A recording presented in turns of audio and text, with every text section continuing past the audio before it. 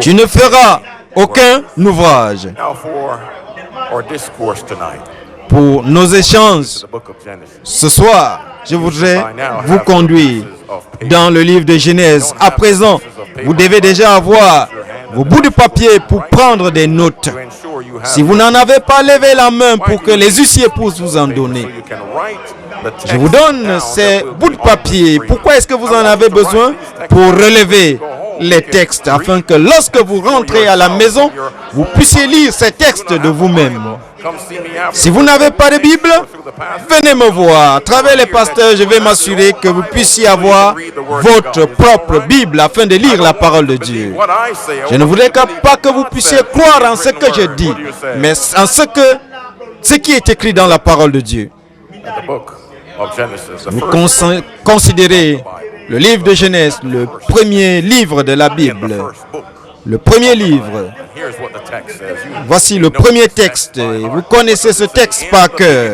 Genèse 1:1. Il est dit au commencement qui? Au commencement qui? Dieu a créé quoi? Les cieux et la terre. Est-ce que nous pouvons répéter? Au commencement qui? Dieu. Créa quoi? Les cieux et la terre. Chers amis, ce monde merveilleux et très complexe que nous avons aujourd'hui fut créé en 6 jours littéraux. Je ne sais comment Dieu l'a fait, mais par la grâce, je crois qu'en 6 jours littéraux, Dieu a déclaré le monde est venu à l'existence. Considérons chacun de ces jours, parce que cela nous révèle les ténèbres nuit. Il y a eu un soir, il y a eu un matin, ce fut le premier jour. Le premier jour, Dieu créa la lumière. Et puis le second jour, Dieu a créé le firmament. Puis Dieu dit qu'il y ait l'étendue, qu'il y ait une étendue entre les eaux et qu'elle sépare les eaux avec les eaux. Et Dieu fit l'étendue et il sépara les eaux qui sont au-dessous de l'étendue d'avec les eaux qui sont au-dessus de l'étendue. Et cela fut ainsi. Quand Dieu dit, cela s'accomplit. Dieu appela l'étendue ciel, ainsi il y eut un soir, il y eut un matin, ce fut le second jour. Et puis nous progressons vers le troisième jour où Dieu crée la terre et la mer. Genèse 1, 9 à 10.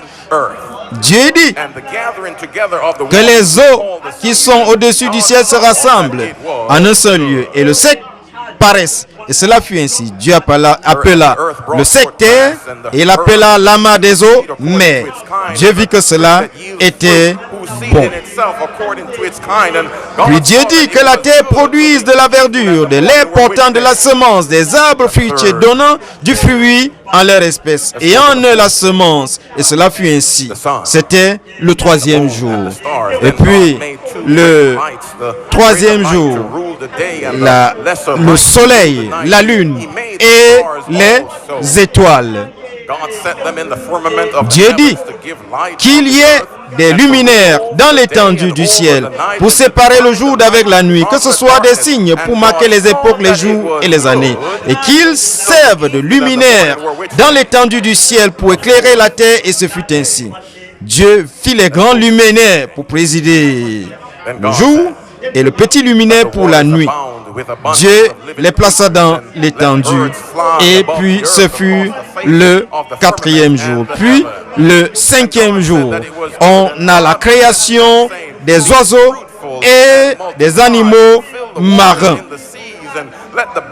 Dieu dit que les eaux produisent en abondance des animaux vivants et que les oiseaux volent sur la terre.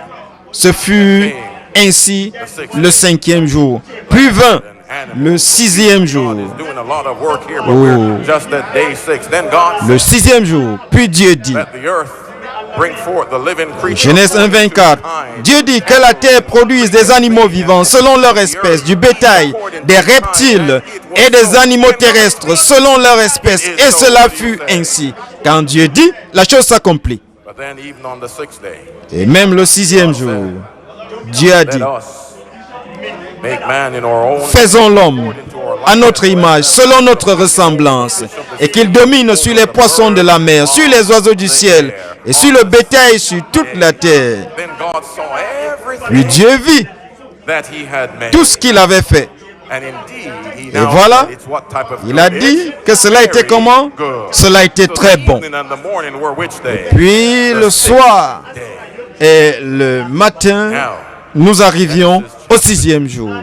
Maintenant, Genèse chapitre 2 au verset 1. Ainsi, les cieux et la terre furent créés. Dieu parla et les choses vinrent à l'existence. C'est notre grand Dieu. Il a parlé et il y a eu la lumière. Il a parlé et il y a eu les firmaments. Il a parlé et il y a eu le sec. Il a parlé et il y a eu la verdure. Il a parlé et il y a eu le soleil, la lune. Il a parlé et il y a eu des oiseaux et les créatures marines. Il a parlé et il y a eu les animaux terrestres et les hommes. Tout ce que Dieu dit, tout ce que Dieu a dit est venu à l'existence. Quand Dieu a créé, il a dit, cela était très bon. Mais maintenant, dans Genèse chapitre 1, verset 26, il est dit, faisons l'homme à notre image, selon notre ressemblance, et qu'il domine. Le 6e jour, Dieu s'est agenouillé dans la poussière de la terre. Il a formé l'homme de la poussière de la terre. Il n'a pas seulement formé, mais il a soufflé dans ses narines le souffle de vie. Et puis l'homme est devenu une âme vivante. Il a parlé et maintenant il a soufflé dans l'homme. Et l'homme est devenu une âme vivante. Quand Dieu parle, cela s'accomplit. Ainsi, les cieux et la terre et toute leur armée furent achevés. Dieu avait parlé. Nous avons parlé du premier jour. Nous avons parlé du second jour. Nous avons parlé du troisième jour, du quatrième jour, du cinquième jour, du sixième jour. Il a fait tout cela. Mais dans Genèse chapitre 2, au verset 2, il y a ce livre, nous l'avons éprouvé à travers le temps et nous avons vu qu'il est digne de confiance. La parole de Dieu, dans Genèse chapitre 2, verset 2, il est dit, Dieu acheva au 7e jour son œuvre qu'il avait faite. Et Genèse chapitre 2 au verset 3, il est dit, Dieu se reposa.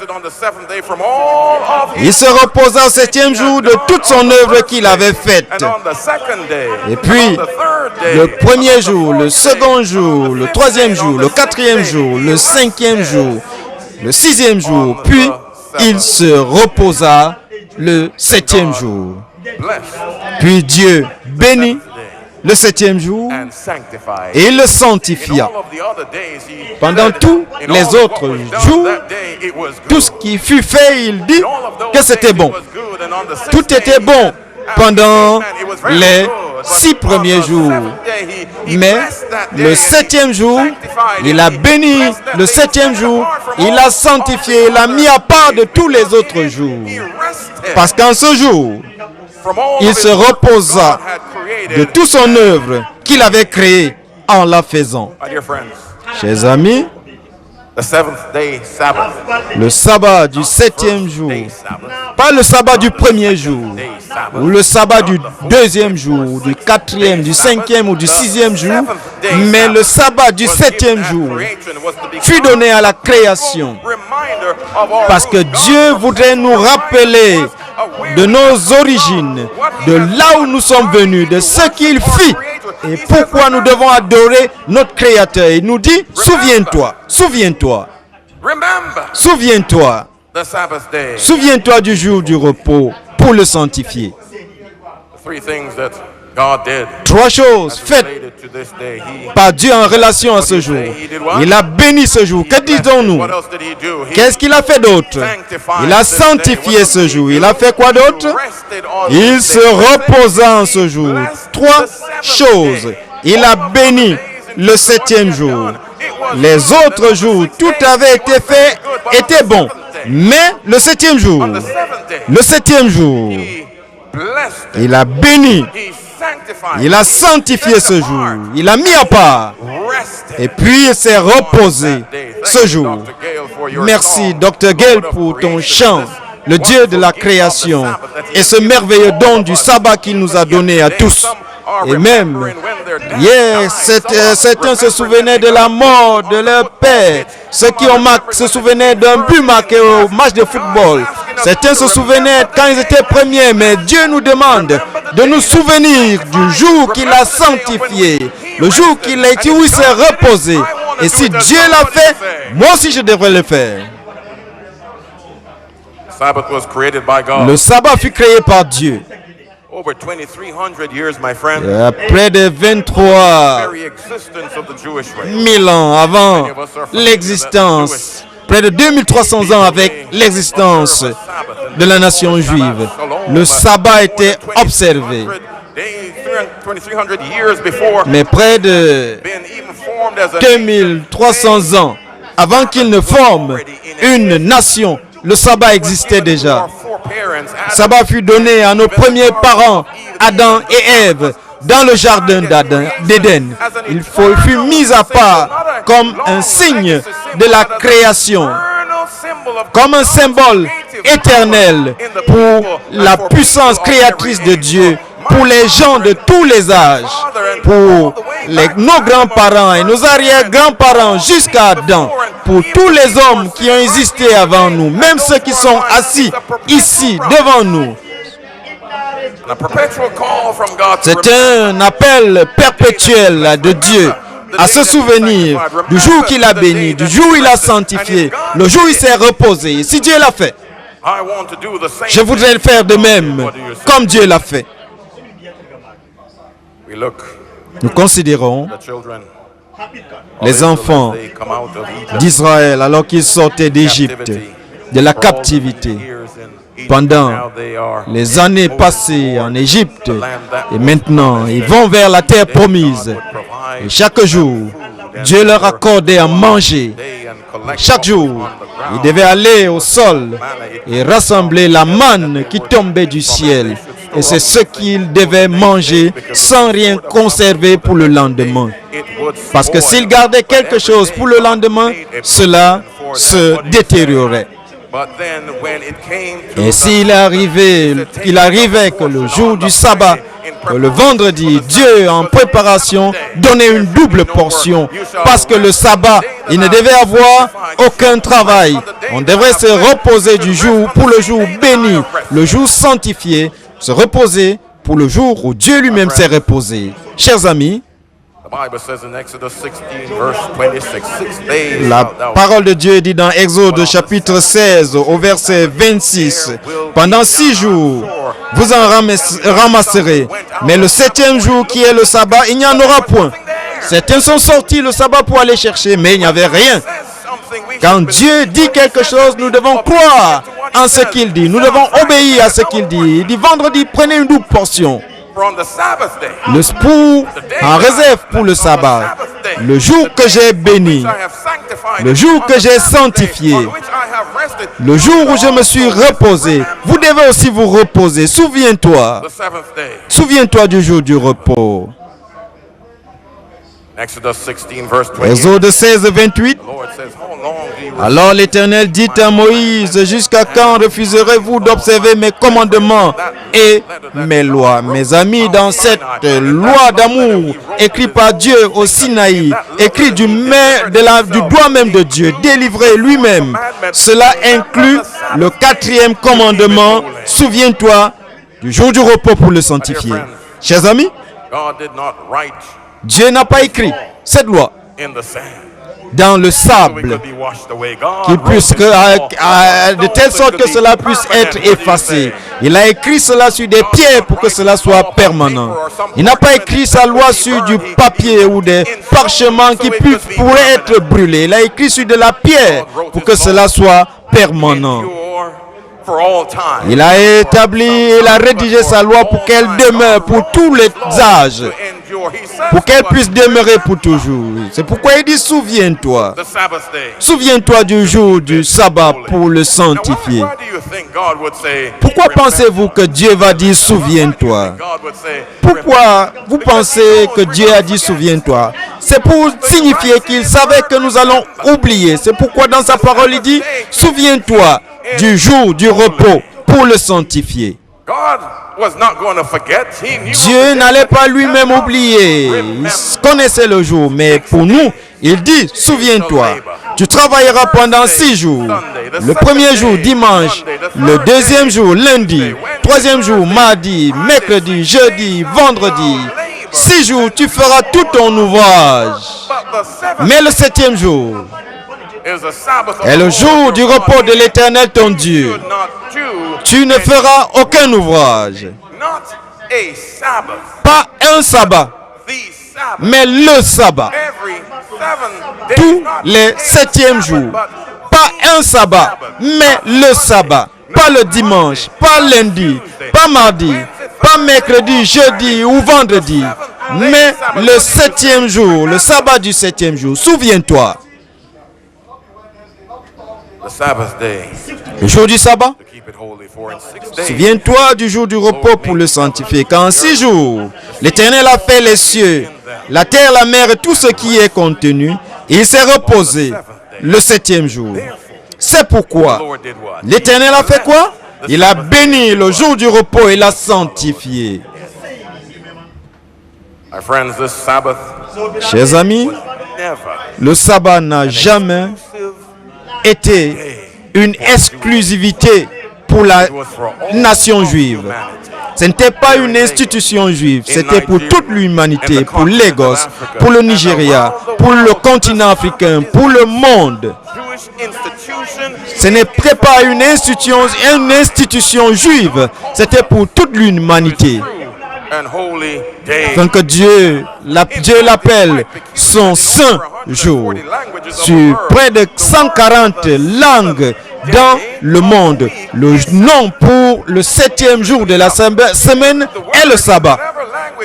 Dans quelques langues que vous considérez, le nom du 7e jour c'est le sabbat. En grec, sabbaton qui signifie sabbat. En espagnol, sabado qui signifie le sabbat. En portugais, sabado qui signifie le sabbat. En italien, sabato qui signifie le sabbat. En français, samedi qui signifie le sabbat. En allemand, Samstag, le sabbat. En russe sabota. En polonais, sabota. En persan, shambin. En hindi, zombat. Et en arabe, asabit. Dans près de 140 langues du monde, le nom pour le 7e jour est le sabbat.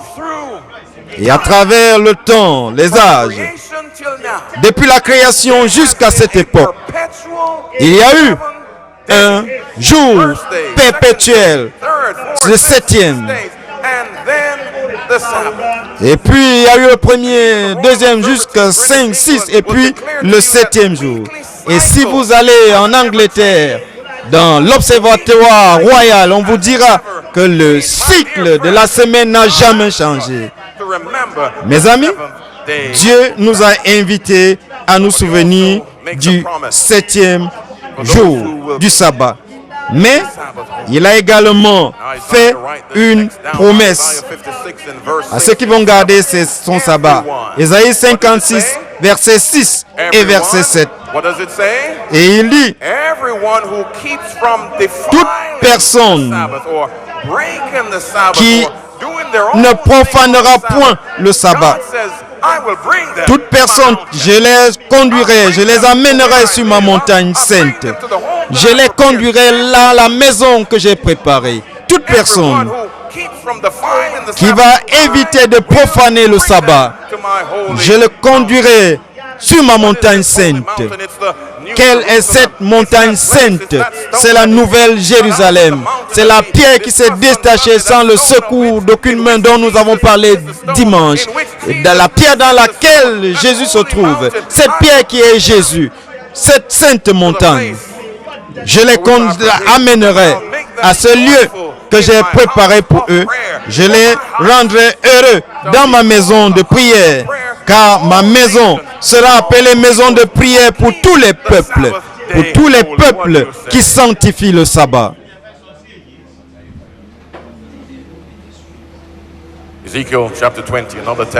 Un autre texte, Ézéchiel chapitre 20. Vous avez besoin de rédiger ce texte. Ézéchiel chapitre 20 au verset 12. Je leur donnais aussi mes sabbats comme un signe entre moi et eux, pour qu'ils connussent que je suis l'Éternel qui les sanctifie. Afin qu'ils sachent quoi? Afin qu'ils connussent que je suis l'Éternel qui les sanctifie. Le même Dieu qui a béni le jour du sabbat, le même Dieu qui sanctifie le septième jour, c'est lui qui dit, je suis l'Éternel qui te sanctifiera. Je te mettrai à part et je viendrai à ta recherche pour te prendre et t'amener sur ma montagne sainte. Chers amis, le sabbat n'est pas quelque chose de nouveau. Il a été là depuis la création. 430 années avant la venue de Jésus sur la terre, Néhémie a observé le sabbat. Néhémie chapitre 13, verset 19. Il est dit, il arriva qu'on fermait les portes de Jérusalem avant le sabbat, dès qu'elles seraient dans l'ombre, et qu'on ne les ouvrit qu'après le sabbat. Et je plaçais quelques-uns de mes serviteurs aux portes pour empêcher l'entrée des fardeaux le jour du sabbat.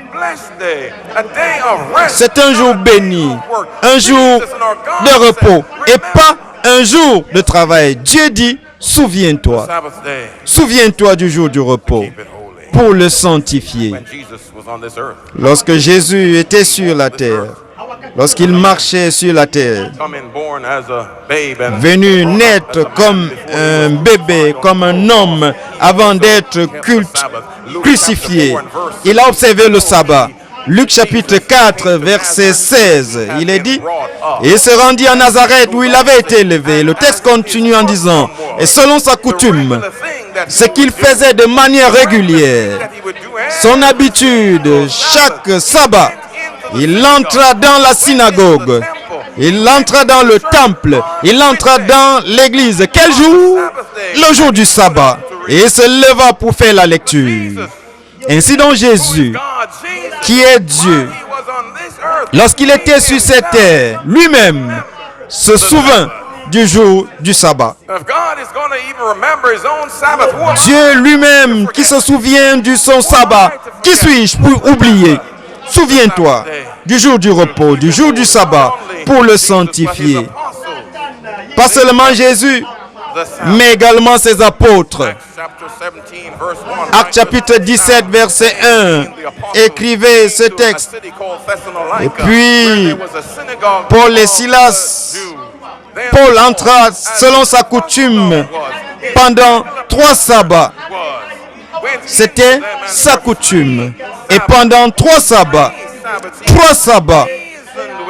il discuta avec eux d'après les Écritures. Les gentils demandèrent qu'on puisse leur parler de cette parole une fois de plus le sabbat suivant. Les apôtres observaient également le sabbat. Acte 13, verset 44. Presque toute la ville vint le sabbat suivant pour écouter la parole de Dieu. Le sabbat fut institué à la création, réinstitué pendant qu'on donnait les 10 commandements. La question que nous nous sommes posée la nuit dernière, Alors que nous parlions de la lettre d'amour de Dieu, Jésus nous dit, si vous m'aimez, si vous m'aimez, si vous m'aimez, gardez mes commandements. Pas seulement le premier commandement, mais tous les 10 commandements. Et y compris le 4e qui dit, souviens-toi du jour du sabbat pour le sanctifier. Dieu appelle son peuple, ceux qui sont ici dans cette salle, ceux qui nous écoutent en ligne, nous appelons à la véritable adoration. Craignez Dieu et adorez-le, car l'heure de son jugement est venue.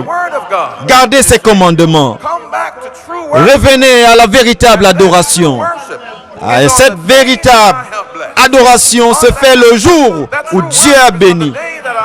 Cette véritable adoration se fait le jour sanctifié par Dieu. Le jour où Dieu s'est reposé. Souviens-toi.